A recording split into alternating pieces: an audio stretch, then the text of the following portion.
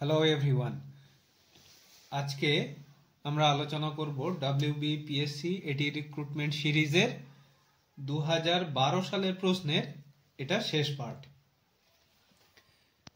আজকের পার্টটাতে question number 85 এটা থেকে শুরু হবে। কোয়েশ্চেন নাম্বার 85 এটা আছে, why does air of the atmosphere becomes cold at higher altitude? Higher অল্টিটিউডে কেন এয়ারের টেম্পারেচার কমে যায়? তো এটার কারণ দেখো, যত আমরা হায়ার অল্টিটিউডে উঠব তত আমার অ্যাটমসফিয়ারিক প্রেসার তত কমতে থাকবে। তার জন্য এয়ারটা লো প্রেসারে আরো বেশি এক্সপান্ড করবে এবং এই এক্সপান্ড করার জন্য যতটা এর এনার্জি লাগবে সেই এনার্জিটাই কালেক্ট করবে কোত্থেকে? সেই এনার্জিটা কালেক্ট করবে নিজের থেকেই, মানে এয়ারের মধ্যে থেকেই এই এনার্জিটা কালেক্ট করে নেবে। তার জন্য এয়ারের টেম্পারেচার কমে যাবে। তো এখানে চারটে অপশান আছে। এই চারটে অপশানের মধ্যে তাহলে এখানে দেখো অপশানগুলো আছে, decrease in density, variation in pressure, expansion in air, height above the surface of earth. দেখো এখানে চারটে অপশানই মোটামুটি রিলেটেড, একটার সঙ্গে আরেকটা ডিপেন্ড করে আছে, কিন্তু এর মধ্যে দেখো এক্সপানশন অফ এয়ার এটাই বেস্ট রিজনেবল আনসার হবে। তাহলে এখানে অপশান যেটা ঠিক হবে সেটা হবে অপশান সি। এর পরের question 86, in artificial radioactivity 1.414 into 10 to the power 6 nuclei are disintegrated into 10 to the power 6 nuclei in 10 minutes. The half-life in minutes must be. দেখো এটা একটু করা যাক। এরপরে 86, দেখো এই ধরনের প্রবলেমের ক্ষেত্রে আমার তো একটাই ফর্মুলা আছে, সেটা হলো ডিসইন্টিগ্রেশন ফর্মুলা। এটা আমরা জানি, n equal to n naught e to the power minus lambda t। এখানে এনটা হলো টি টাইম পর রিমেইনিং যে পোর্শন থাকবে সেটা। তো এখানে আমার 10 মিনিটস পর এখানে নিউক্লিয়াই আছে 10 টু দি পাওয়ার 6, ইনিশিয়াল টাইমে ছিল 1.414 ইন্টু 10 টু দি পাওয়ার 6, আর এখানে e to the power minus decay constant into t, t এর জায়গাতে আমরা 10 লিখে দিলাম একেবারে। তাহলে এখানে দেখো এটা হয়ে গেল মাইনাস ল্যামডা ইন্টু 10, এটা ইকুয়াল টু হয়ে গেল এখানে e to the power minus lambda into 10 আপাতত লেখা যাক, এটা ইকুয়াল টু হয়ে গেল 1/1.414। তাহলে এখান থেকে দেখো আমরা লিখতে পারবো মাইনাস 10 ল্যামডা, এটা ইকুয়াল টু ln 1/1.414। এটাকে আমরা যদি আরেকবার একটু ভাঙি তাহলে এটা হয়ে যাবে মাইনাস 10 ল্যামডা, এটা ইকুয়াল টু হবে ln 1 minus ln 1.414, ln 10 minus ln 1.414, এটা পড়ে থাকবে। 1.414টাকে আমি আপাতত √2 দিয়ে লিখে দিলাম। তাহলে এটা হয়ে গেল মাইনাস 10 ল্যামডা, এটা ইকুয়াল টু হলো মাইনাস হাফ ln 2। এখানে ল্যামডাটাকে এবার ভেঙে দিই, তাহলে এটা হয়ে যাবে minus 10 into ln 2 divided by T half, যেটা হলো আমার হাফ লাইফ টাইম, সেটা ইকুয়াল টু হলো মাইনাস হাফ ইন্টু ln 2। তাহলে এখান থেকে টি হাফ, হাফ লাইফ যেটা সেটা আমরা পেয়ে গেলাম 20 মিনিটস। তাহলে এখানে যেটা আমার উত্তর হবে সেটা হলো অপশান সি। এরপরে আসছে কোয়েশ্চেন নাম্বার 87। 87 আছে দেখো, assuming that the surface tension of rain water is 0.072 newton per metre, the difference of pressure between inside and outside of a raindrop of diameter 2 into 10 to the power minus 4 meter is। দেখো এক্ষেত্রে rain ড্রপের ক্ষেত্রে access pressure যেটা সেটা বার করতে হবে। এই access pressure P access, এটা equal to হয় রেন ড্রপের ক্ষেত্রে 2t ডিভাইডেড বাই r। দেখো এখানে একটা জিনিস তোমরা মনে রাখবে, সেটা হলো স্ফেরিক্যাল শেপের যদি ইনসাইড আউটসাইড সেম মিডিয়াম থাকে তাহলে সেখানে এক্সেস প্রেশারটা হবে 40/r, আর যদি ইনসাইড আউটসাইড ডিফারেন্ট মিডিয়াম থাকে তাহলে এক্সেস প্রেশারটা হবে 2t/r। যেমন ধরো সোপ বাবলের ক্ষেত্রে ইনসাইড এবং আউটসাইড দুটোতেই মিডিয়ামটা হলো এয়ার, তাহলে এই ক্ষেত্রে এক্সেস প্রেশারটা হয়ে যাবে 40/r। কিন্তু এখানে আছে রেন ড্রপ, এখানে ইনসাইডটাতে আছে ওয়াটার মিডিয়াম, আউটসাইডে আছে এয়ার মিডিয়াম, এক্ষেত্রে এক্সেস প্রেশারটা হবে 2t/r। এবার জাস্ট আমাকে এখানে ভ্যালুগুলো পুট করে দিলেই আমি পেয়ে যাব আনসার। এটা হবে 2 × 0.072 ডিভাইডেড বাই, এখানে ডায়ামিটার দেওয়া আছে 2 × 10⁻⁻⁴, তাহলে রেডিয়াস হয়ে যাবে 1 × 10⁻⁻⁴। এটা করলে আমি পেয়ে যাব, জাস্ট এটা একটু ক্যালকুলেশন করলে আমার হয়ে যাবে 1440। তাহলে এখানে আমার যে অপশনটা ঠিক হবে সেটা হলো অপশন এ। এরপর আসছে question number 88। The decay constant of a radioactive element is 1.5 × 10⁻⁹ per second. Its mean life in seconds will be। দেখো এটা তো জাস্ট ফর্মুলাতে পুট করে দিলেই হয়ে যাবে। মিন লাইফ আর ডিকে কনস্ট্যান্ট এর মধ্যে রিলেশন মিন লাইফ এটা ইকুয়াল টু হলো জাস্ট 1/λ।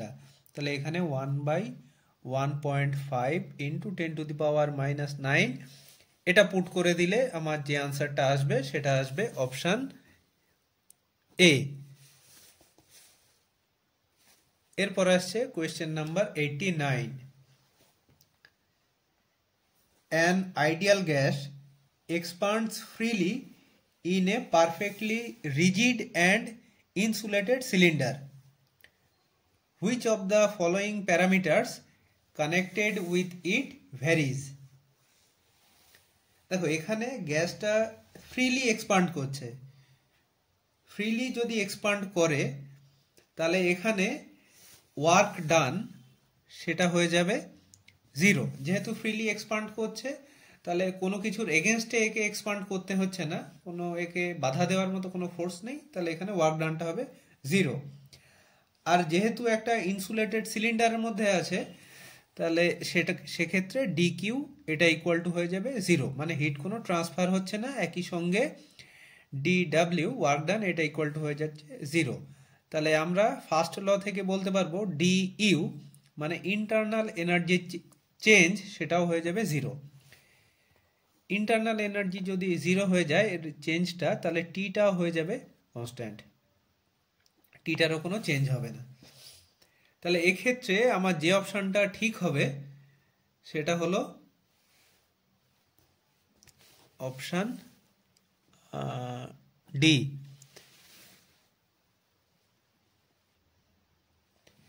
এখানে একটু বলি, এখানে 89-এ ডি ইউ এটা ইকুয়াল টু 0 হয়েছে, তাহলে এখানে আমরা ইউ মানে ইন্টারনাল এনার্জি সেটা আমার সবসময় কনস্ট্যান্ট থাকবে। ইন্টারনাল এনার্জি কনস্ট্যান্ট থাকা মানে সেখান থেকে আমরা বলতে পারবো এটা টেম্পারেচার সেটা কনস্ট্যান্ট থাকবে। এবার কোয়েশ্চেন নাম্বার 90। দেখো 90 আছে, a radioactive nuclei emits a beta particle, the parent and daughter nuclei আর। দেখো এখানে আমরা নিউক্লিয়াসটাকে ধরি সাপোজ এক্স, যেটার অ্যাটমিক নাম্বার হলো জেড, মাস নাম্বার হলো এ। এর থেকে একটা বিটা পার্টিকেল ধরো এমিট হলো। বিটা পার্টিকেল এমিট হলে সেটা ধরো ই প্লাস অর -1 কিছু হতে পারে, এখানে হবে 0, মাস নাম্বার হবে 0। তাহলে এর সঙ্গে যে নিউক্লিয়াসটা বার হবে সেটা যদি ওয়াই হয় তাহলে এর ক্ষেত্রে এটার অ্যাটমিক নাম্বার সেটা জেড প্লাস অর -1 একটা হবে। এখানে অ্যাটমিক নাম্বার যেটা সেটা আনচেঞ্জড থাকবে। তাহলে এক্ষেত্রে আমরা দেখতে পাচ্ছি এটা হয়ে যাচ্ছে একটা আর একটার আইসো বার, মাস নাম্বার যেহেতু ইকুয়াল, তাহলে এটা অপশন ডি এটা হয়ে যাবে রাইট অ্যান্সার। এরপর আসছি কোয়েশ্চেন নাম্বার 91। দেখো 91 আছে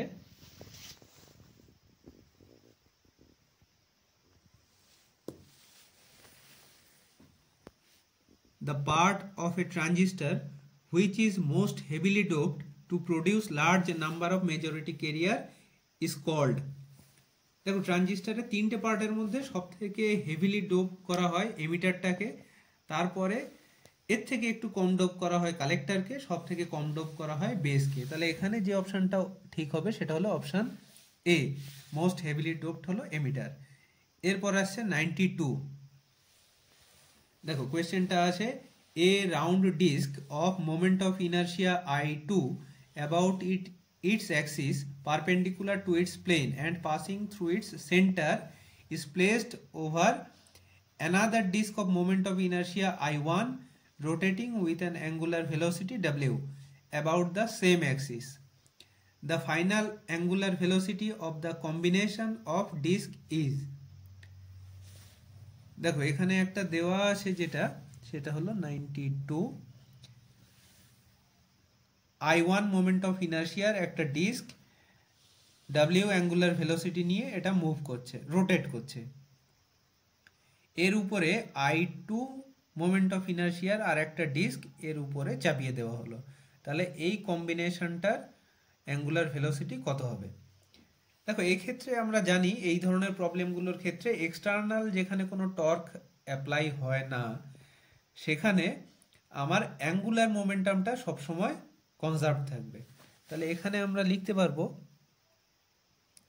I1 ওমেগা 1 মানে ইনিশিয়াল অ্যাঙ্গুলার মোমেন্টাম সেটা ইকুয়াল টু হবে I2 ওমেগা 2।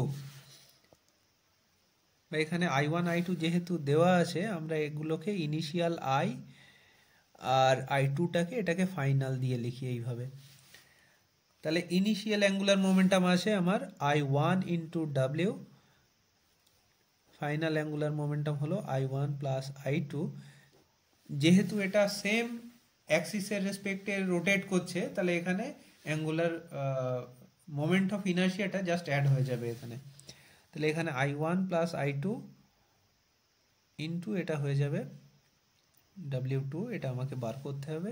তাহলে W2 এটা ইকুয়াল টু হবে I1W by I1 plus I2। তাহলে এখানে যে অপশনটা ঠিক হবে সেটা হলো অপশন বি।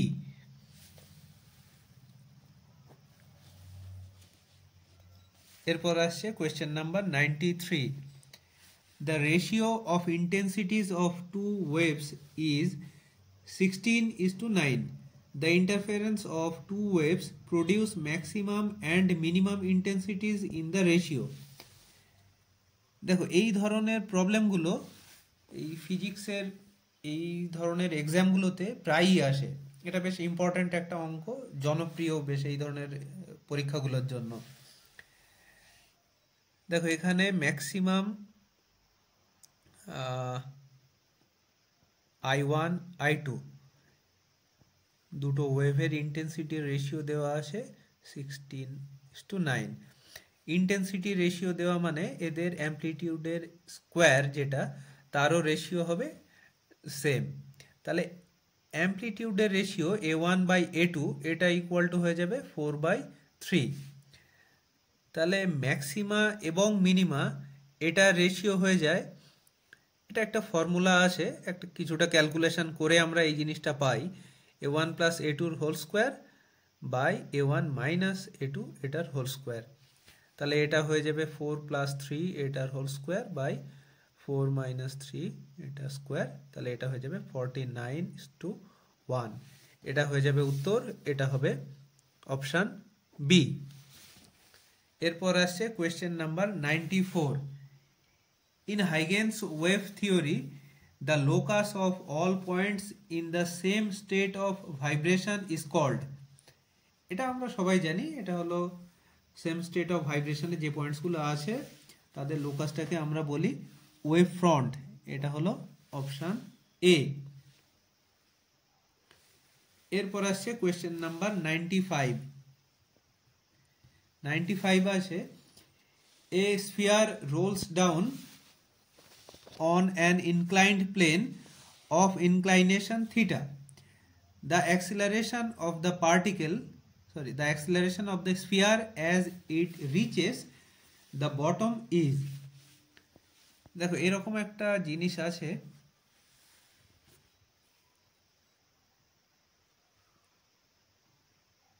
এরকম একটা ইনক্লাইন্ড প্লেন আছে যেটার ইনক্লাইনেশন আছে থিটা। এখান থেকে একটা স্ফিয়ার এটা রোল করে নিচের দিকে পড়ছে। এই হাইটটা আপাতত আমরা h হিসাবে ধরে নিই। তো এটা যখন রোল করে পড়ছে, নিচে নামার সময়ে এটার অ্যাক্সিলারেশনটা কত হবে এটা আমাকে বার করতে হবে। দেখো এখানে বিভিন্নভাবে এই প্রবলেমটা করা যায়। তার মধ্যে একটা ভাবে করা যায় এনার্জি কনজারভেশন ল এটাকে কাজে লাগিয়ে। সেটা হলো যে এখানে যখন এটা স্ফিয়ারটা যখন ঠিক ওপরে আছে তখন এটার পুরো এনার্জিটাই আছে পোটেনশিয়াল এনার্জি, সেটা হলো mgh। যখন এটা রোল করে গড়িয়ে নিচে নামছে, নিচে যখন নেমেছে তখন এর টোটাল এনার্জিটা হয়ে গেল এর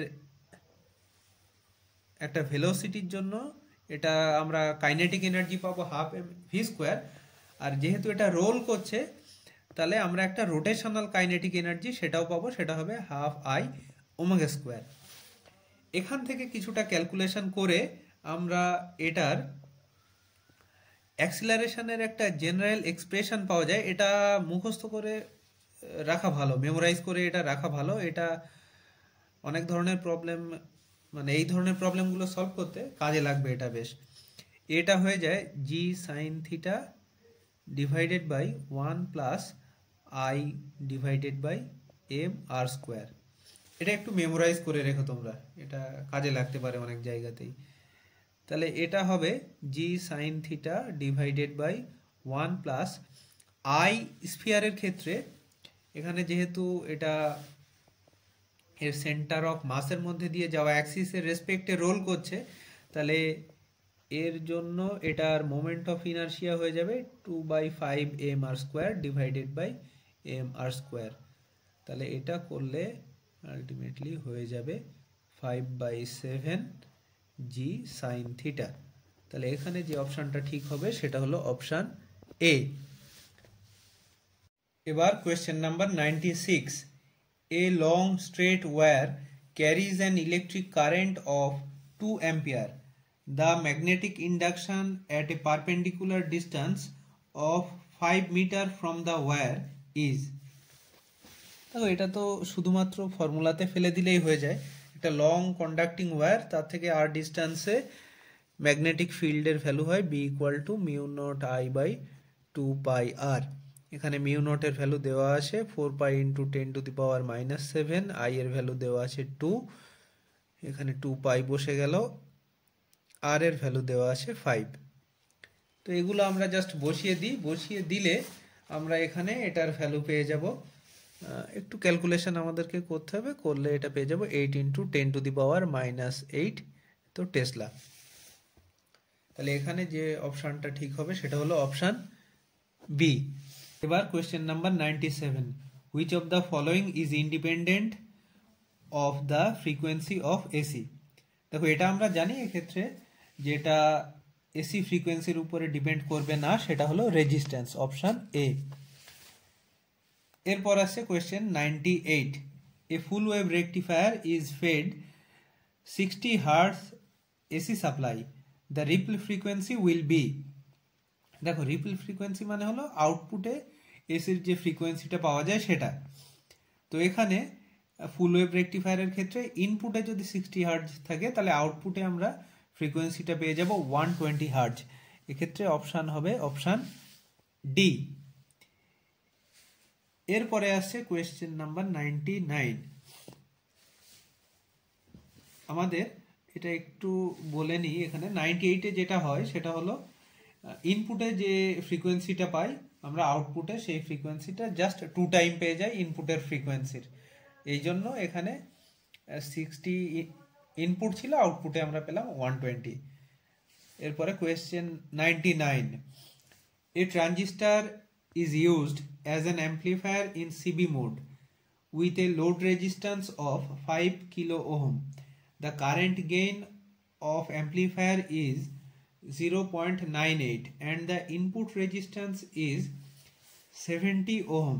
The voltage gain and power gain respectively are এটা হলো 99। দেখো আমরা প্রথমে ভোল্টেজ গেইনটা বার করার চেষ্টা করি। ভোল্টেজ গেইন মানে হবে output voltage by input voltage. এখন সিবি মোডের ক্ষেত্রে আউটপুট ভোল্টেজ মানে হবে আউটপুট কারেন্ট মানে collector current into load resistance RL divided by input voltage মানে হবে ইনপুট কারেন্ট মানে আইই ইনটু ইনপুট রেজিস্ট্যান্স, সেটাকে আমি লিখলাম আর ই। এই ভ্যালুগুলো আমি এখানে বসিয়ে দিলাম। দেখো এখানে এই যে জিনিসটা আমরা পেলাম আইসি ডিভাইডেড বাই আইই মানে output current divided by input current, এটা মানে হলো আমার কারেন্ট গেইন। কারেন্ট গেইন আমার দেওয়া আছে 0.98। আর এল লোড রেজিস্ট্যান্স এটা দেওয়া আছে 5 কিলো ওহম মানে 5 ইন্টু 10 কিউব এত ওহম, তাকে ডিভাইড করব আমরা ইনপুট রেজিস্ট্যান্স দিয়ে মানে 70। তাহলে এখান থেকে এই ক্যালকুলেশনটা করলে আমার যেটা বার হবে সেটা হলো 007, এটা কাটলে 14 হবে, তাহলে এখানে 77। হ্যাঁ, অপশন ডি এটা হয়ে যাবে আমার উত্তর। দেখো এখানে আমার যেহেতু 70 ভোল্টেজ গেইনটা বেরিয়েছে, আমি আর পাওয়ার গেইনটা বার করলাম না। পাওয়ার গেইনটা তোমরা নিজেরাই বার করে নিতে পারবে।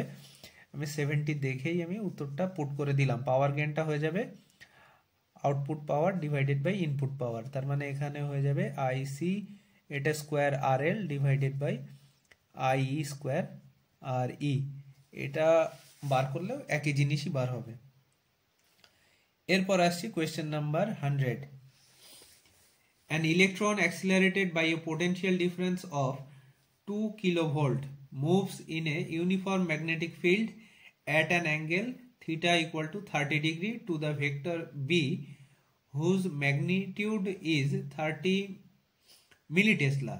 The pitch of the helical trajectory is। দেখো এটা আমরা জানি যে একটা ম্যাগনেটিক ফিল্ডের সঙ্গে যদি 90 ডিগ্রি অ্যাঙ্গেল করে পারপেন্ডিকুলারলি কোনো যদি চার্জড পার্টিকেল সেটা যদি ওই ম্যাগনেটিক ফিল্ডের মধ্যে ঢোকে, তাহলে সেখানে ওই চার্জড পার্টিকেলটা ওই ম্যাগনেটিক ফিল্ডে সার্কুলারলি রোটেট করে। কিন্তু যদি একটা অ্যাঙ্গেল করে ঢোকে তখন সেটা হেলিক্যাল পাথে সেটা প্রসিড করতে থাকে, হেলিক্যাল পাথে সেটা এগিয়ে যেতে থাকে।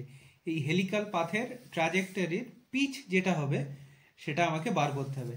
দেখো এটা অনেকটা ক্যালকুলেশন করে এই জিনিসটা বার করা যায়, কিছুটা ক্যালকুলেশন করতে হয়। আমি জাস্ট ফর্মুলাটা এখানে লিখে দিচ্ছি। সেই ফর্মুলাটা হয় পিচ অফ দ্য ট্র্যাজেক্টরি, সেটা হয় 2 পাই এম ডিভাইডেড বাই, এখানে যেহেতু ইলেকট্রন আছে তাহলে এখানে ইলেকট্রনের চার্জটাই লিখলাম, সেটা হলো ই ইন্টু বি ইন্টু ভি, এটা সাপোজ ও লিখলাম, যেখানে এটা হলো velocity of the particle parallel to the magnetic field. এটাই এর ফর্মুলা। আমরা এই ভ্যালুগুলো পুরোটা পুট করে দেব, দিলে এখানে তার মানে হয়ে যাবে 2 pi m divided by e into B. V এর জায়গাতে আমরা দেখো লিখতে পারবো, এখানে ইলেকট্রনটা আছে 2 কিলো ভোল্টের মধ্যে, তাহলে এর এনার্জি সাপোজ সেটা হবে ই ইন্টু ক্যাপিটাল ভি, এটা ইকুয়াল টু হয়ে যাবে হাফ এম ভি স্কোয়ার। এখান থেকে আমরা ভি এর ভ্যালুটা নিতে পারবো √2 e V divided by m, তাহলে এটা পুট করে দিলাম 2 e V divided by m, এটা হয়ে গেল ভি এর ভ্যালু। এবং ম্যাগনেটিক ফিল্ডের দিকে, ম্যাগনেটিক ফিল্ডের প্যারালালি এর ভেলোসিটি কম্পোনেন্টটা হয়ে যাবে এটা ভি ইন্টু কস থিটা এর ভ্যালু দেওয়া আছে 30 ডিগ্রি। এই পুরো ভ্যালুগুলো আমরা এখানে পুট করে দেব। পুট করে দিলে আমরা এখানে পাবো অপশান সি, এই উত্তরটা আমরা পাবো 2.72। এই উত্তরটা আমরা পেয়ে যাচ্ছি। এটা তোমরা নিজেরাও ক্যালকুলেশন করে একবার দেখে নিতে পারো। তাহলে এই মোটামুটি আমাদের 2012 সালের যে কোয়েশ্চেনগুলো ছিল মোটামুটিভাবে আমি তার সলিউশনগুলো দেওয়ার চেষ্টা করেছি। আজকে আমরা 2012 সালেরটা এখানে কমপ্লিট করলাম। এরপরে আমরা আলোচনা করব 2015 সালের কোয়েশ্চেনটা নিয়ে। আজ তাহলে এই পর্যন্তই থাক। Thank you.